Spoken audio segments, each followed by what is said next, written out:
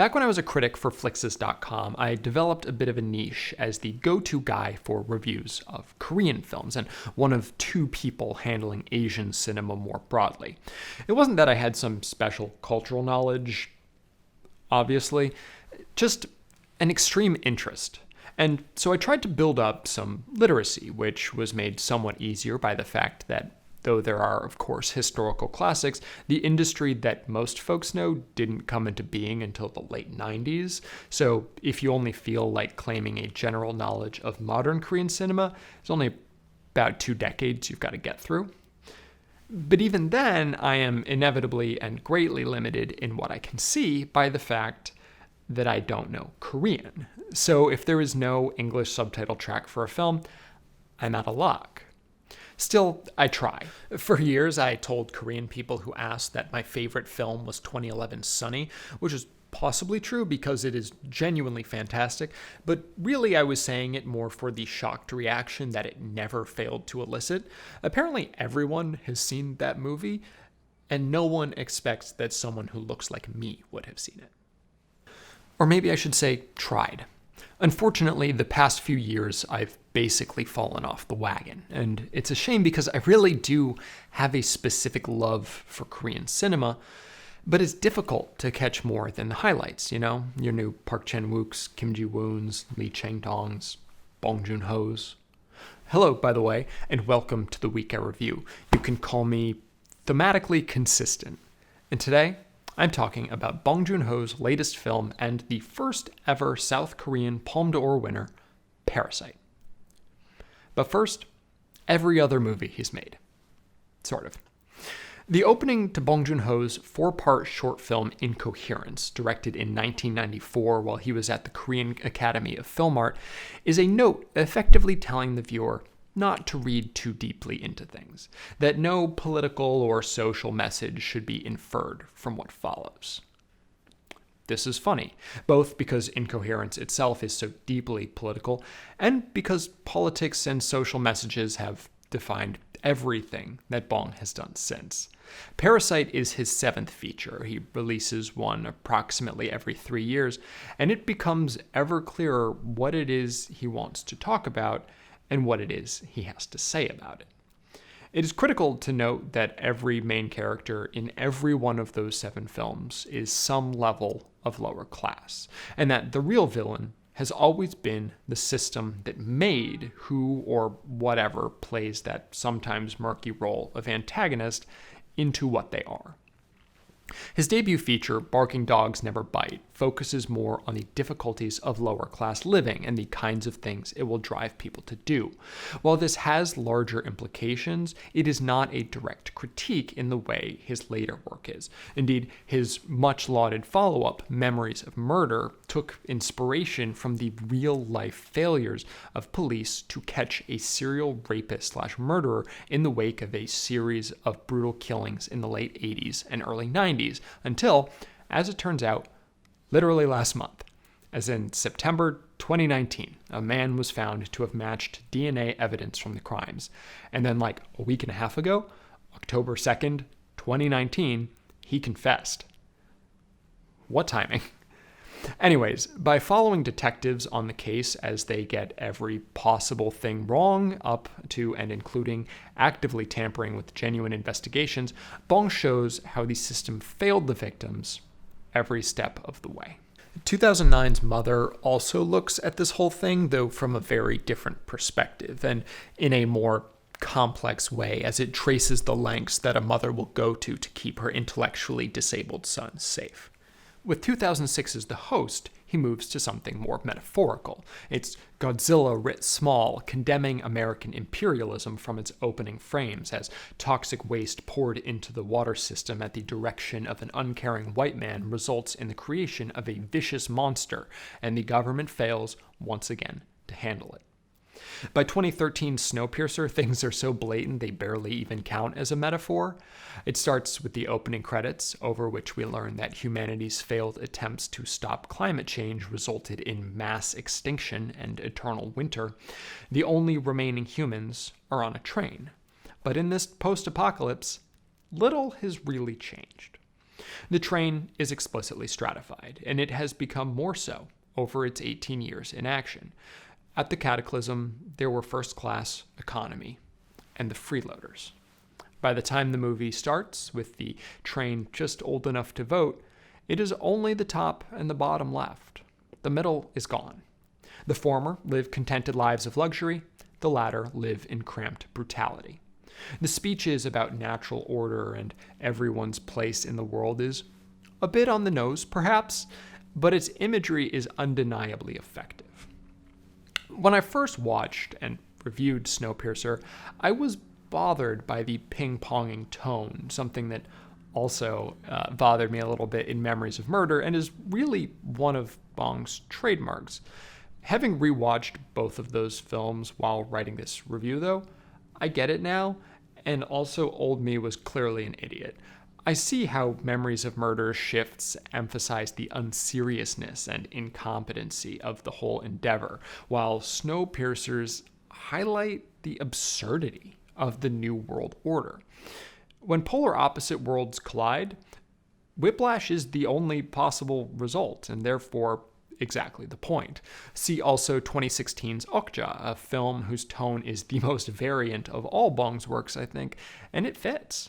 Here is focused on the over-the-top horror that is factory farming, the conditions that animals are put through to satiate a population that willfully ignores them, because sure, suffering on an incomprehensible scale, but also bacon, though? My vegan girlfriend just walked out of the room around 2/3 the way through the film. I already know this shit, she said, and yeah, fair enough. As not a vegan who finds it a bit conflicting, that aspect required some mental gymnastics on my part, as well as the system that made it inevitable, plus a far less far-fetched than it should be vision of where that whole thing could lead. It's a hard movie to watch at times, especially in its final third, but it's an important one to see and take deadly seriously. Which brings us, finally, thankfully, to Parasite. Which actually, you should just go see it, like right now. I'm telling you up front, the score at the end of this video is the second highest I've ever given. Unequivocally, this thing is a masterpiece. Don't watch any trailers. Don't listen to me talk about it anymore. Go see it, and then come back. As you can see from the length of this video, there is much to discuss. Parasite, at its core, is a home invasion movie, but not like one you've ever seen before. We follow the Kim family, a nuclear foursome living in squalor in a basement apartment. They're all generally capable, but nonetheless unemployed, left to fold pizza boxes as a way to scrounge up any kind of income. One day, family son Ki-woo's friend Min-hyuk comes and gives the family a gift, a large stone that is said to bring material wealth to families. And there's something else, too. He's going to study abroad, and he wants someone to take over his role as an English tutor for Park Da-hye, a high school sophomore who Min wants to be his girlfriend when she graduates, which is fucking gross. And he trusts Ki-woo to not make a move in a way that he doesn't trust his college cohorts. Again, fucking gross. A meeting is set up, and Ki-woo goes about building a false persona to impress the exceedingly wealthy Park family, evidenced by their unfathomably gorgeous house. Mrs. Park is suitably impressed with his performance and separately laments that her son is an artistic genius, but none of his art teachers have lasted even a month. This gives Ki-woo an idea. His sister, Ki-jung, is talented, and so he pitches her as a potential candidate. But, of course, he can't say that she's his sister, so she becomes Jessica, a classmate of his cousin's. And so begins the chain, as the remainder of the existing hired help is sabotaged, and each new member, just offers a suggestion of who might be able to take up the mantle, until the entire Kim family has integrated itself into the Park household, each under their own unrelated persona. It is easy to imagine another version of this movie, one that follows the Parks rather than the Kims, the rich family that is preyed upon by the quote-unquote degenerates who infiltrate their ranks. Do you know why it's easy to imagine? Because that's basically every single home invasion movie ever. Poverty is the real villain of the home invasion genre, folks. Objectively speaking, what the Kim family does to ingratiate themselves to the Parks is terrible. Whether it's Ki-woo making out with a goddamn high school sophomore, to which I had the following reaction, and this is not an exaggeration. No, oh no! Or the family triggering allergic reactions in the existing housekeeper, Moon Kwang, who has been overseeing that house since long before the Parks moved in, and then Father Ki-taek using those reactions to convince Mrs. Park that she has tuberculosis and is a danger to their children. Or the other stuff, which is, a lot. I talked last week in my review of Joker about how the decision to follow Arthur Fleck through his transformation into the clown prince of crime inevitably results in sympathy for the man and understanding, if not outright support, for his horrible actions. Of course, a lot of the heavy lifting there is done by Joaquin Phoenix's performance, but he is far more complicated than just good or bad, and what he does, evil as it may seem, isn't always unjustified. And by the same token, I think that the Kim family are not just the main characters of Parasite, but actually the closest thing the story has to quote-unquote heroes. Although, to be honest, there really aren't any heroes here, because heroes don't really exist. Everyone is shades of gray. And though the Kim's shades may be darker, the bad things they do are done in an attempt to survive, and maybe even thrive in a system that has been built to crush them. The only way to move up is to be as ruthless and selfish as the people already at the top. How can you blame them for doing everything they can to get out of their lives in a literal toilet, or below a toilet? Seriously, the bathroom in their apartment requires them to step up into a cramped little nook in order to use it, and a drunk often comes and pees outside their window on the street above them. Their home is filthy, so much so that when a man comes spraying gas down that street to kill vermin, a recurring image in Bong's work, Ki-taek says to not close the window because they could use the free extermination. It's miserable, and there is no way for them to get out from under it. Because poverty begets poverty, the vicious cycle from which there is really no escape for the vast, vast majority of people who find themselves there. So why shouldn't the Kims take advantage of the deep pockets of a tech executive, particularly when it's very clear that all of the money they end up making under those false pretenses, that life-changing amount, is a pittance to Mr. Park. He doesn't need it. It's awful that other people have to suffer for them to get it, but that's how the world works, right? Park's company, interestingly enough, is involved at least in part in virtual reality. All we really see of that is a discussion about how widely distributable the product will be. Does it work with phones? Because it needs to work with phones. The wealthy creating an escapist fantasy for the unwashed masses. This is so metaphorical, says Ki-woo over and over again. And ain't it though? We know very little about the Park family, but what we do know, their power and their privilege, is exactly enough. Honestly, I never cared to learn any more about any of them. The most important thing is that they're gullible as hell. When we find out about the house's secret bunker put in place by its paranoid but brilliant architect and former resident, what shocked me the most was that the Parks actually didn't know about it. Having been trained by movies that people with nice houses and secret bunkers are literally all deranged murderers, I fully expected to follow the camera down those steps into some rich folks' torture den where I guess Moon Kwang was in on the whole thing, but of course this was the true face of someone in the family, with the last-minute twist probably being that it was the so innocent-seeming Mrs. Park. But no, their badness is far blander than that. Moon Kwang has been hiding her husband down there for years as he dodges loan sharks looking to collect a debt. He has made a new existence there, and as hellish as it is, it's probably not much worse than where he came from. Maybe it's even better in some ways. The Parks genuinely have no idea that their gorgeous house on a beautiful hill goes deep, deep underground. They just think Moon Kwang eats too much. And why would they know, really? They don't care about what's going on beneath them. They are willfully, blissfully blind to the struggles of common folk. And so what wool are the Kims really pulling over the Parks' eyes when the Parks have long since covered them voluntarily? Which brings us back to Joker. Last week, I railed against Todd Phillips' gritty Scorsese knockoff for its awful, albeit technically excellent, portrayal of the mentally ill as ticking time bombs. But I didn't take too much issue with its anti-capitalist window dressing. Here too is a film about a family in squalor. Fleck's mother constantly writes to her former employer, one Thomas Wayne, telling him about the horrible conditions of their life and begging for help.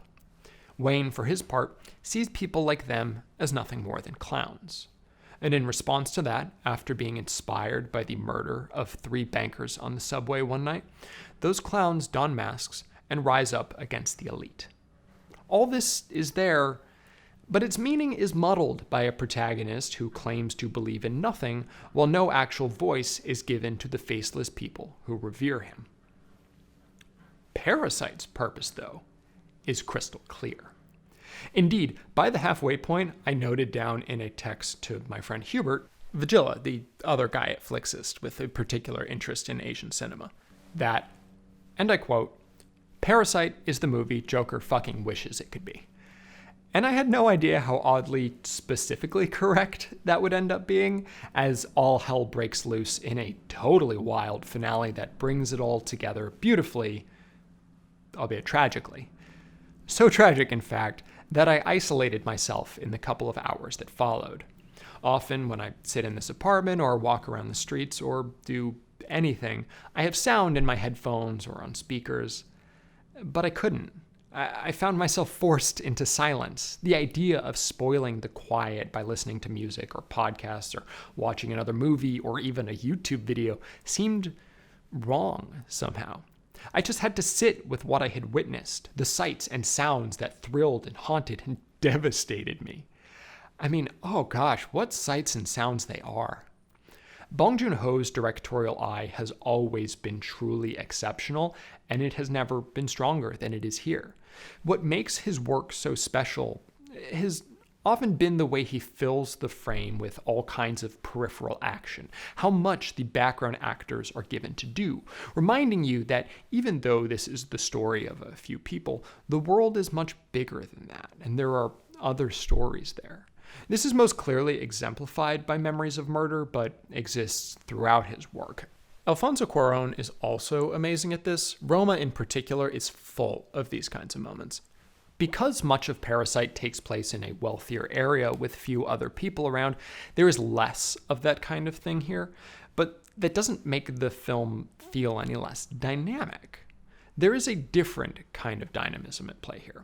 Bong has long since proven that he can do intimacy and scale with equal brilliance, and it's simply a creative choice rather than some kind of limitation to do one or the other, as is often the case with smaller scale projects. Though the park's home is the object of desire and setting for much of the film, there is plenty more world out there, and it all feels fully realized. If I had had any doubts about the complexity of it all, the flood washed them away. That scene genuinely blew my mind on a logistical level and also every other one. Just wow. Honestly, the whole production is genuinely impeccable. I mean, that house though. Hell, one part of the house, the flawlessly lit shelving that I now want in every future home I have, and adds incredible depth to 2 people just talking in the kitchen. That sumptuous cinematic imagery just makes me wonder why I ever bothered to pick up a camera in the first place. And the lighting emphasizes the entrance to the basement. There's no door, and once things go wrong down there, the lights on the stairs go off, and it becomes a black hole. That emptiness ratchets the tension up as you wait to see if a face will suddenly appear there and bring down this house of cards. And that fear that the Kims will be found out is Parasite's driving force, and it never feels safe.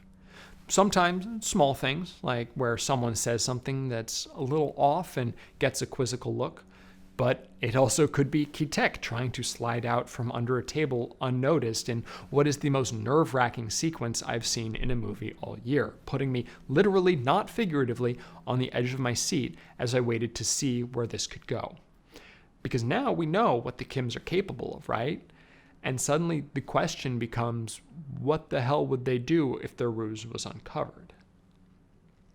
It's interesting that we never really get an answer to that question. That what happens during the last minute, but of course still beautifully put together backyard party, is ultimately the result of Kim's failings, but not the Parks learning the truth. That doesn't happen until long after the dust has settled and the blood has dried. It is quite the roller coaster ride. You remember that big hullabaloo over the past week about Martin Scorsese's comments on Marvel movies, saying he won't watch them because they're theme park movies and that's not what he's interested in? Well, I deny the very premise of his complaint.